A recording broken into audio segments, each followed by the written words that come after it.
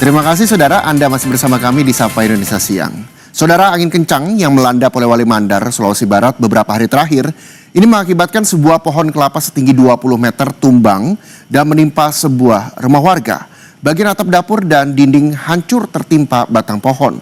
Satu orang penghuni rumah ikut tertimpa pohon dan sempat pingsan.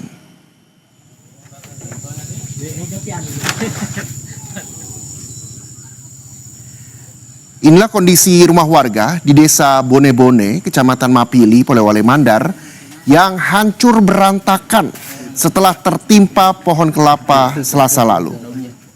Karena material rumah bahan kayu, bagian rumah yang tertimpa batang kelapa ini pun hancur.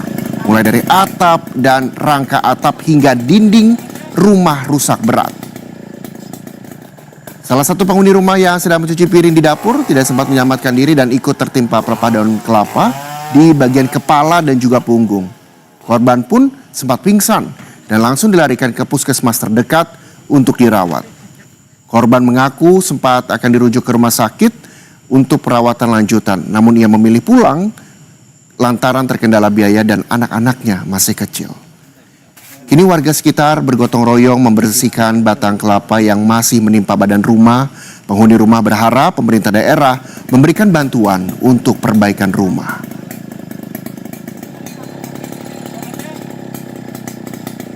Ini sebelumnya terjadi misalnya hujan kah? Ini sebelumnya 3 hari sudah hujan ya.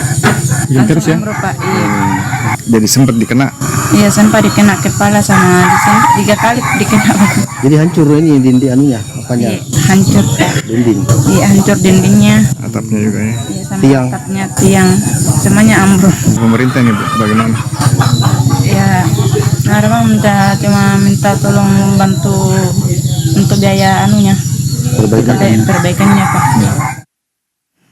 Kita lihat berita lainnya, saudara. Program Ular Sahabat Tani yang diinisiasi Bupati Indramayu Jawa Barat Luki Hakim ini rupanya dianggap gagal dan kurang efektif bagi petani. Karena petani belum merasakan manfaat program Ular Sahabat Tani ini.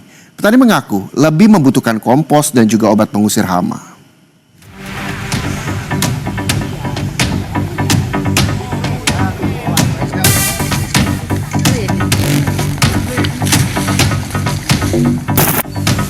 Kondisi padi di sawah Desa Legok, Kecamatan Widasari, Kabupaten Indramayu, Jawa Barat ini rusak terserang hama tikus. Padahal di sawah ini pernah ditebar ular oleh Bupati Kabupaten Indramayu.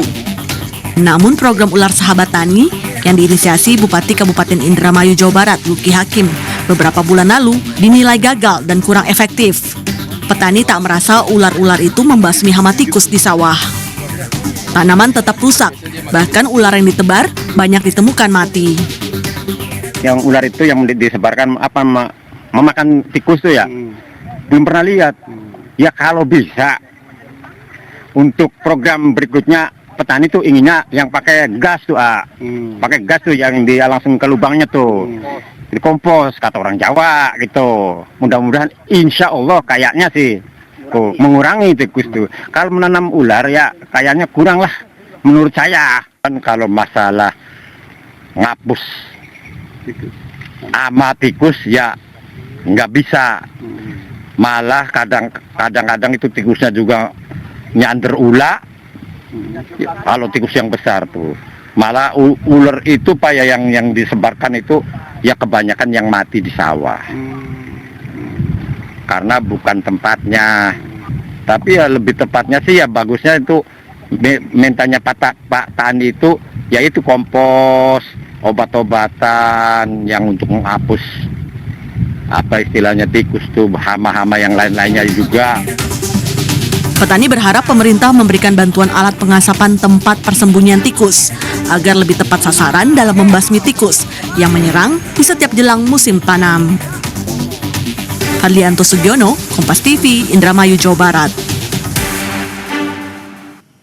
Kalau yang satu ini, saudara, ada sejumlah pekerja menemukan jejak satwa liar yang diduga harimau Sumatera di area Pertamina Hulu Rokan.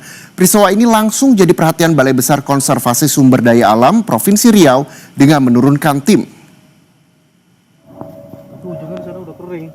Jejak satwa liar yang diduga harimau Sumatera ditemukan pekerja PT Pertamina Hulu Rokan. Temuan itu langsung dilaporkan ke Balai Besar Konservasi Sumber Daya Alam atau BBKSDA Riau. BBKSDA Riau memberikan atensi terhadap laporan dugaan jejak harimau Sumatera yang berkeliaran di area kerja Pertamina Hulu Rokan, terutama di daerah Minas, Kabupaten Siak. Dari pemeriksaan petugas lapangan, jejak yang diidentifikasi mirip dengan jejak satwa liar harimau. Dari hasil pemantauan kamera trap yang terpasang di sekitar jejak diduga harimau, belum ditemukan pergerakan satwa harimau.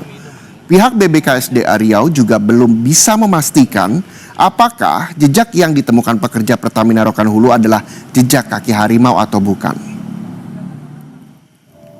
Ya, dapat kami sampaikan bahwa sudah dapat laporan dari petugas PHR tentang adanya temuan baik jejak maupun suara yang diduga adalah harimau Sumatera. Namun setelah tim kita melakukan pengecekan di lapangan, kita memang sempat melihat ada bekas jejak ya. Terus kemudian kita telusuri, terus ada informasi suara juga kita telusuri. Namun kita tidak menemukan keberadaan yang diduga HS. Terus kemudian kita memasang kamera trap. Warga Desa Deras, Grobogan, Jawa Tengah membangun jalan beton secara swadaya untuk mempermudah mobilitas warga. Hal ini dilakukan lantaran kondisi jalan yang sudah lama rusak tak juga diperbaiki pemerintah.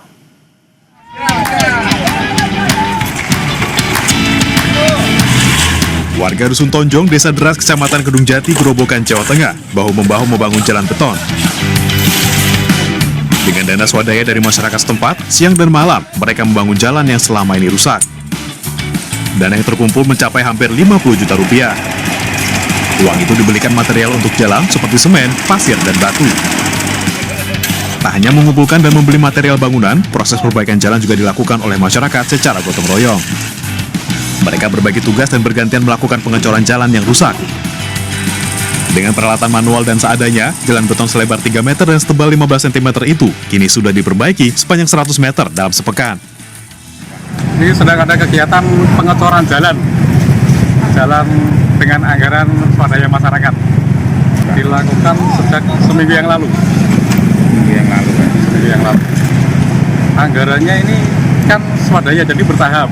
Pokoknya kita ada anggaran masuk, kita sambungkan, ada anggaran masuk, kita sambungkan gitu aja.